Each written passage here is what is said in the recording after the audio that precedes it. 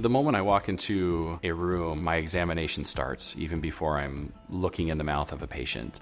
I'm looking to see what do their eyes look like. Do they have bags or dark circles under their eyes? Do they have a thumb habit? Are they mouth breathers? And so one of the things that we take all that information is we're trying to evaluate the health of the airway of each growing and developing child. Some of the negative effects of a child who doesn't have a properly developed airway is going to be poor sleep patterns. And those a lot of times come out in some other ways that sometimes are diagnosed as ADHD, anxiety, depression.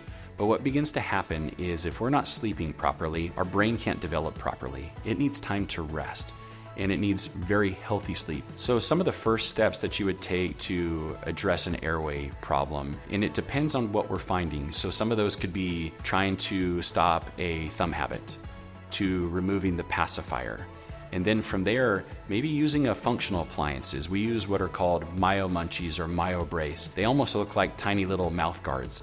And what we're doing is we're addressing a musculature problem. The difference between an adult and a child is an adult is done growing.